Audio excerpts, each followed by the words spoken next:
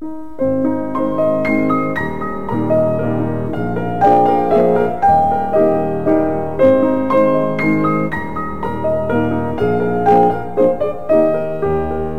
et Société a choisi cette semaine, avec le grand rabbin Bernheim, de se pencher sur l'Aliyah des Juifs de France. 7000 en 2014 ont choisi de vivre en Israël. Le gouvernement israélien et son premier ministre ne cessent d'appeler les Juifs de France à venir en Israël.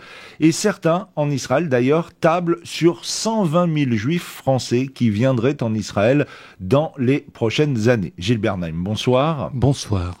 Vous avez signé très récemment un article dans le Huffington Post, justement sur ce sujet. Alors, ce départ d'une partie des Juifs de France, au-delà, et on va en revenir après, de leur sentiment d'insécurité, n'est-il pas le signe du malaise de la communauté nationale, comme vous l'écrivez dans cet article? Oui. Une observation, et puis répondre à cette question. Ou plus exactement, pour ne pas oublier, répondre d'abord à cette question. C'est le signe d'un malaise, parce que, et c'est ce que j'ai voulu d'abord suggérer dans cet article, c'est que le fait de quitter la France, pour les Juifs, peut obéir à des motivations religieuses ou personnelles, peut être la conséquence de cette forme d'antisémitisme montant en Europe et en France aussi, mais le fait de quitter la France n'est pas le propre des Juifs.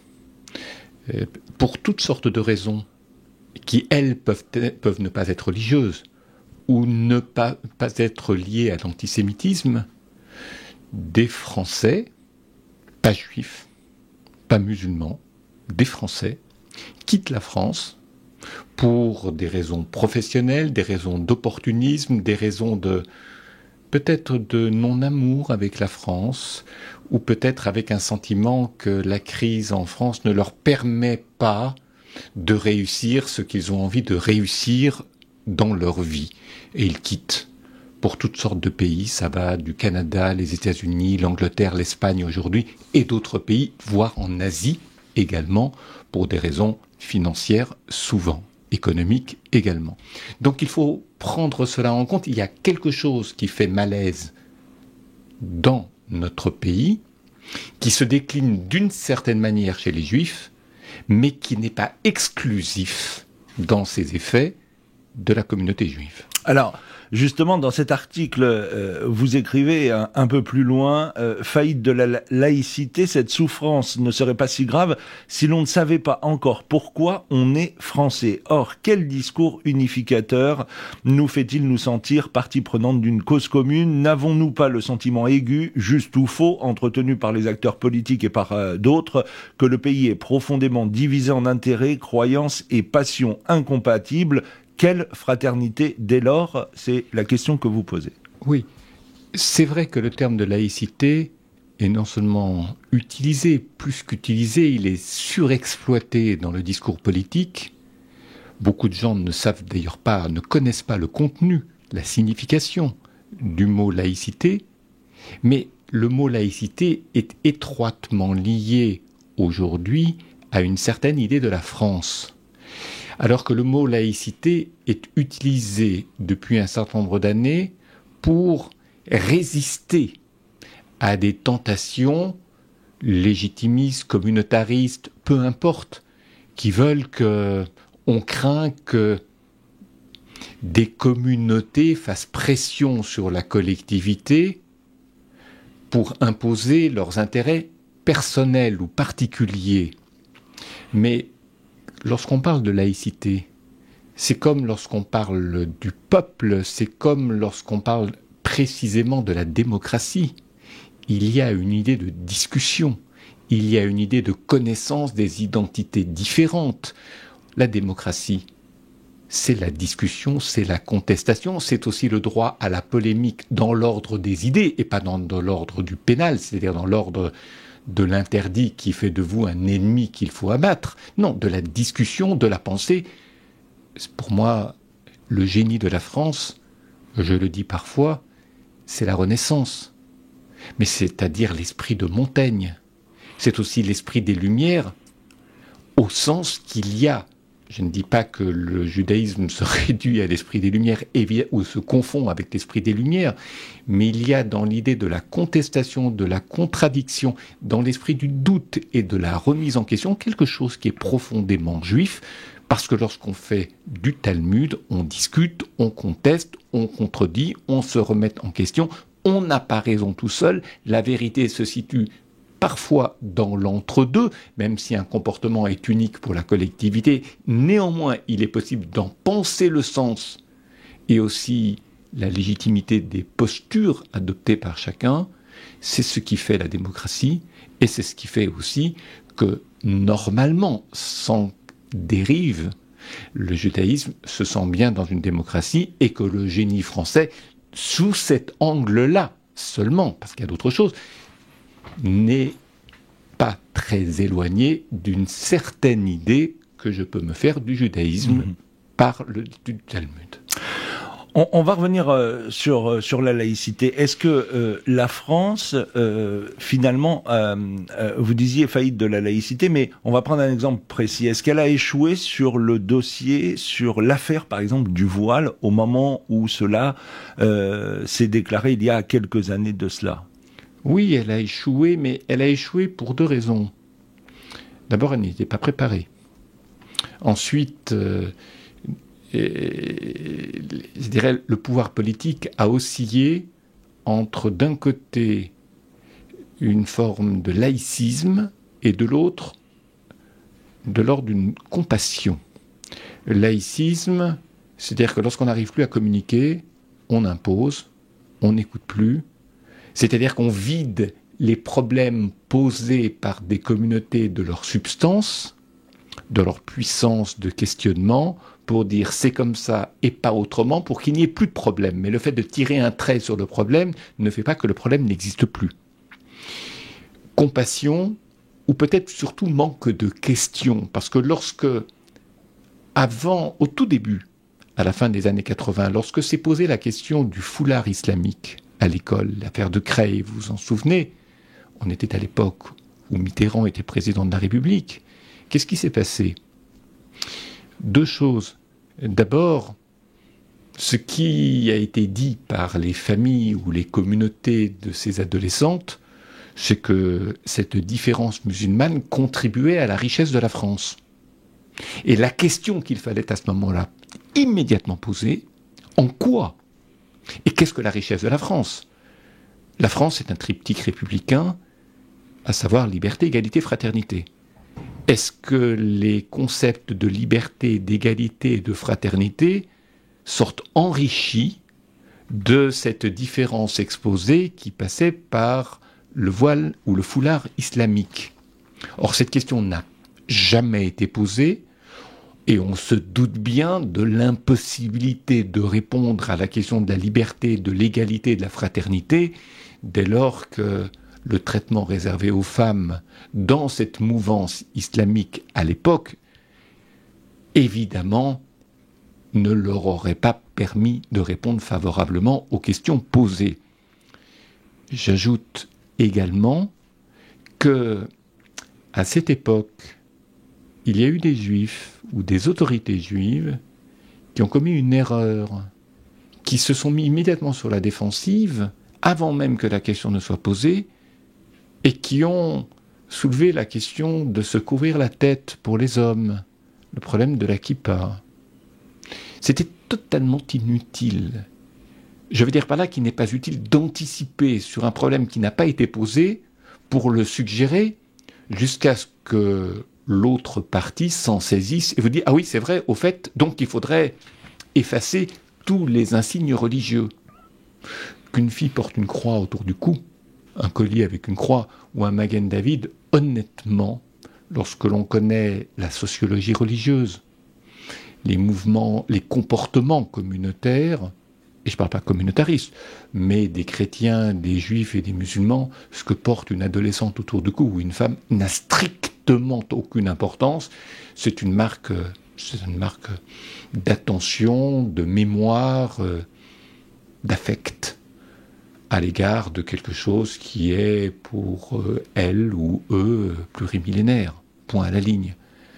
Et on est passé d'une volonté de, quelque part, de faire plier les valeurs occidentales en tentant des petits coups, comme c'était le problème du foulard islamique au départ, c'est-à-dire une volonté d'enlever la substance laïque, républicaine, démocratique de la France au profit d'un particularisme communautariste qui était celui de ces familles ou de ces communautés islamistes, c'est-à-dire d'un fondamentalisme musulman, je ne parle pas de l'islam, mais d'un fondamentalisme musulman.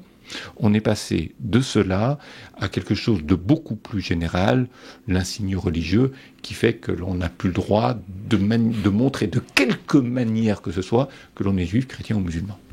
Alors avant de parler à proprement dit de l'Alliance des Juifs de France, en fonction du constat qu'on vient de faire, que vous venez de faire, est-ce qu'il y a des raisons d'espérer en France ? Surtout après non seulement les événements du mois de janvier et la mobilisation du peuple français. Alors, la mobilisation du peuple français, pour revenir sur un propos que nous avons déjà tenu dans cette émission, je suis partagé, je n'ose pas dire dubitatif, mais pour le moins partagé. Bien sûr, liberté d'expression, c'était le slogan. Bien sûr, sentiment de fraternité, c'était le ressenti.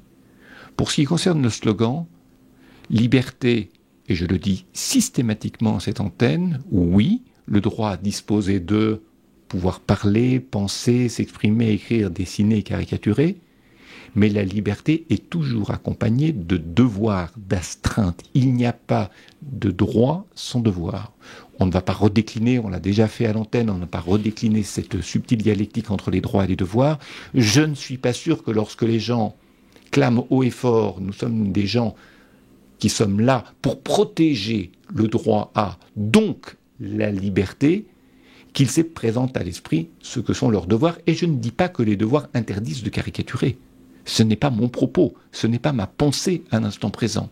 Mais c'est beaucoup plus le signe d'une société qui sème du verbe s'aimer, dans le droit à disposer, donc dans le droit d'être libre, sans contrainte, sans astreinte, sans devoir et sans beaucoup d'obligations. Et cela m'inquiète parce qu'on a retrouvé cette problématique des droits sans devoir dans d'autres questions de société dont il nous est arrivé de parler à cette antenne, que ce soit le problème de la Brit Mila pour les Juifs, que ce soit le problème de la Shrita pour les Juifs, que ce soit pour tous les Français la question du mariage pour tous. Je n'y reviendrai pas.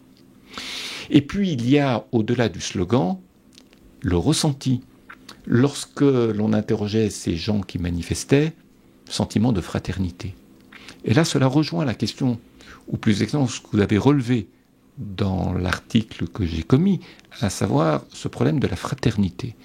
C'est vrai que beaucoup de Français ont cette impression, ce sentiment, que la France ne s'aime pas. C'est-à-dire qu'elle est très divisée. Elle est très divisée, et du fait qu'elle est très divisée, cela ne retient pas des esprits chagrins, des esprits inquiets, des esprits ambitieux à rester en France. Donc ils vont tenter leur chance ailleurs, y compris en Israël, parce que manque en France ce sentiment de fraternité, d'appartenance à une même histoire. Et vous m'aviez posé la question à propos de la laïcité tout à l'heure et à propos de la France en général. D'une manière très générale, au-delà du terme laïcité, l'histoire de France, les valeurs profondes, ce que moi j'appelle le génie de la France, n'est plus guère décliné en France, enseigné, sinon dans des lieux relativement minoritaires et face à des populations qui n'ont pas de culture française et dont les familles ne sont pas d'origine, je dirais française ou de souche territoriale française. Il n'y a aucun propos raciste dans ma pensée, dans cette expression. Ça fait ricaner, ça laisse indifférent, et au pire, ça fait réagir violemment. Donc, la France n'est plus tellement présente au niveau de ses ressources, au niveau de ses racines, au niveau de sa mémoire, et ça rend d'autant plus aisé. Et puis il y a là aussi le phénomène de l'Europe, la facilité à aller vivre ailleurs, comme si il était aisé de sortir du particularisme, des identités particulières, ce que l'on appelle des essentialismes en philosophie, pour tendre vers l'universel, c'est-à-dire vers le lieu où l'on est tous frères, mais sans devoir, donc pas frères en réalité. Et les Juifs, quand ils vont en Israël, savent que ça sera difficile pour beaucoup d'entre eux, c'est difficile l'aléa. Alors justement, émigrer en Israël pour les Juifs de France devient presque un réflexe de protection, mais selon vous, ont-ils bien conscience de ce que cela représente dans un pays sans très peu d'avantages sociaux, sans protection sociale, où des survivants de la Shoah n'ont pas de quoi vivre, mais aussi un pays toujours en guerre, toujours sous la menace de 100 000 missiles du Hezbollah et qui connaît des attentats presque quotidiens? Alors, regardons d'abord le côté négatif, et il ne faut pas être gêné de le dire. Le discours politique en Israël invite les Français juifs à venir en Israël. Benjamin Netanyahou le répète inlassablement, mais il n'est pas le seul. De l'autre, il faut savoir que la haute administration israélienne n'attend pas les juifs français. Elle en a peur. Parce que faire venir des juifs de pays non démocratiques, de pays totalitaires ou de pays où l'on a expulsé les juifs, je dirais c'est plus facile à accueillir parce que ces juifs venus d'Éthiopie ou d'Union soviétique ont beaucoup moins d'exigences dès lors qu'ils viennent en Israël. Et pour cause. Mais venant de France, qui est un pays libre, un pays de culture, un pays relativement riche, quoi qu'on en dise, ben les juifs français ont des exigences. Et l'administration israélienne a très peur de ces exigences. Donc elle est, d'une certaine façon, non pas résistante, mais très sur la défensive face à ces juifs français. Et beaucoup de gens qui travaillent dans la haute administration israélienne vous le confirmeront. Il faut bien différencier le discours politique israélien et le discours de l'administration israélienne qui est en charge des problèmes des juifs français, même si des progrès sont faits grâce à des petits groupes de personnes pour intégrer les juifs français en Israël. Maintenant, au-delà de toutes les difficultés, je ne parle pas des gens qui vont pour leur retraite, je ne parle pas des gens très aisés qui, pour des raisons fiscales, vont vivre en Israël ou pour qui, de toute façon, s'installer en Israël est relativement facile dans la mesure où ils en ont les moyens. Vous savez, au-delà des difficultés, vous avez souligné la guerre, le service militaire, la violence, les attentats. Il y a une chose très forte en Israël que l'on ne trouve plus en France. C'est ce sentiment de fraternité dont j'ai tout à l'heure parlé. Alors c'est vrai que dans la grande manifestation, il y a eu ce sentiment de fraternité qui était d'autant plus ressenti qu'il est manquant en France aujourd'hui. Donc les Français avaient l'impression de vivre un moment exceptionnel qui les faisait sortir de la morosité, de la crise, ou chacun pour soi, pour vivre un moment du tous ensemble, ce que l'on appelle le vivre ensemble. Mais en Israël, quelle que soit la rugosité de l'accueil, quelles que soient les tensions existantes entre les individus, les communautés, les pouvoirs publics ou politiques, il y a quelque chose de fort, c'est le fait d'appartenir à une même histoire, d'avoir un même destin. Donc, encore une fois, quels que soient les comportements qui seront rugueux, hostiles parfois, mais on sait que les Israéliens, dans les moments qui comptent, sont frères. Alors, justement, ce sentiment de fraternité. Ces moments-là, on les retrouve vraiment quand l'État d'Israël est en danger. Mais vous vous souvenez, tout comme moi, dans les périodes de calme, on se rappelle de ce qu'étaient les moments, quand je dis de calme, où l'État d'Israël avait engagé un processus de paix avec les Palestiniens. Il y avait les accords d'Oslo. Avant même l'assassinat d'Yitzhak Rabin, on avait redécouvert ce que la société israélienne pouvait générer comme conflit interne. Et on ne parlait plus, puisque le problème, entre guillemets, des relations avec les Palestiniens était en passe d'être résolu. Et là était apparue la différenciation entre les riches et les pauvres, entre les laïcs et les religieux, entre les différentes... Et on s'est aperçu que cette société israélienne, finalement, était vraiment très désunie, et elle ne s'unissait que justement dans des moments de danger pour l'État d'Israël. Vous avez parfaitement raison. Je ne répondrai que de deux manières complémentaires. La première, c'est que malheureusement pour Israël, les moments difficiles pour ce pays sont nombreux, ils sont récurrents, ce qui fait que ce sentiment de fraternité n'a pas encore abandonné les citoyens de l'État d'Israël. Deuxièmement, ou plutôt deuxième raison complémentaire, c'est que le jour où il y aura la paix entre Israël et les Palestiniens, et je la souhaite de la meilleure manière possible, alors ce jour-là, ce sentiment de fraternité risque d'en prendre un sérieux coup pour les raisons que vous avez évoquées, et que d'ailleurs certains partis politiques dans l'élection qui aura lieu au mois de mars en Israël soulignent, c'est-à-dire ils s'expriment comme si le problème palestinien pouvait être réglé, parti de gauche mais pas que de gauche, et que au-delà de la résolution du problème palestinien, un certain nombre de problèmes sociaux, économiques, culturels se posent déjà et se poseront d'autant plus fortement, d'où la nécessité de les prendre en compte tout de suite et ne pas laisser traîner une situation. Vous n'aurez nullement deviné mes préférences politiques au travers de ce propos, il n'y en a pas. Encore un mot pour finir sur ce sujet-là. J'aimerais que justement on évoque les liens. Vous parlez de deux universalismes quand on parle de la République et du judaïsme. Et au travers de ce qu'on a dit sur l'Alia des Juifs de France, se pose aussi la question du devenir de la communauté juive de France. Si demain un nombre important de Juifs de France venait à quitter la France, pas forcément pour Israël, mais en tout cas venait à la quitter pour les raisons qu'on a évoquées.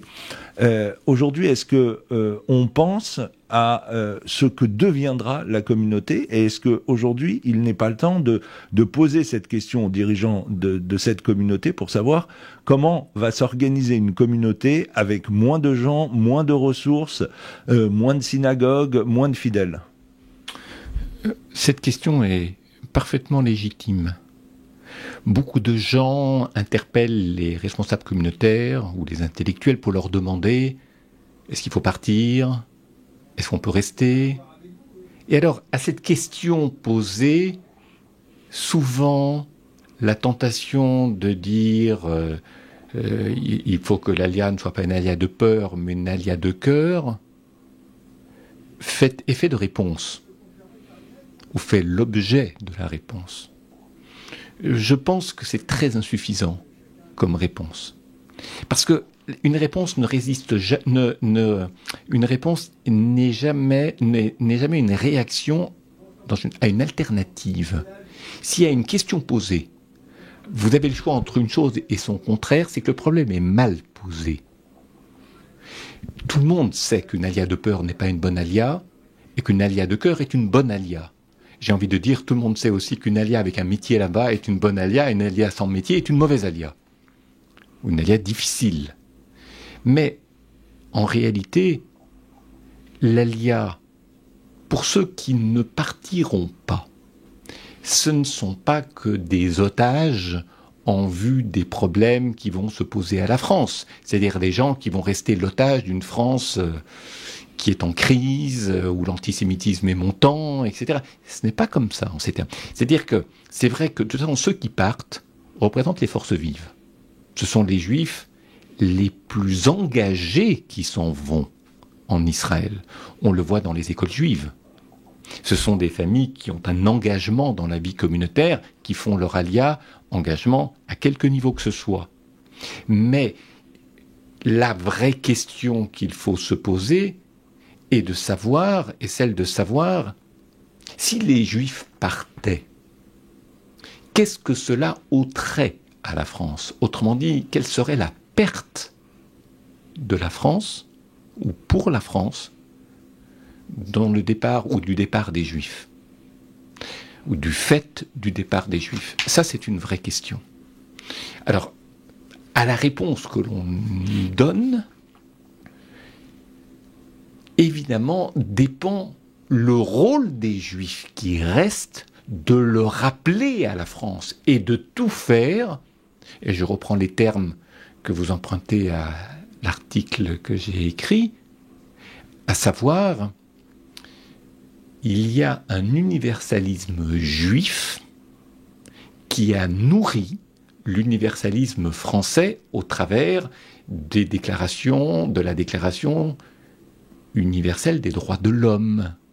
C'est par les 10 commandements, c'est-à-dire cet équilibre entre les droits et les devoirs. Vous savez, il ne faut pas confondre, comme on dit en histoire de la pensée aujourd'hui, les droits de l'homme et ce que l'on appelle les droits de l'hommisme. Droits de l'hommisme, c'est-à-dire où l'on privilégie les droits et on oublie les devoirs. Les droits de l'homme, c'est un subtil équilibre entre les droits et les devoirs, et le génie de la France est de l'avoir pensé, mais parfois de l'avoir oublié. Or, lorsque l'on étudie la Torah, lorsqu'on étudie tout particulièrement les 10 commandements, ce qui est le plus souligné, c'est cet équilibre entre les droits et les devoirs.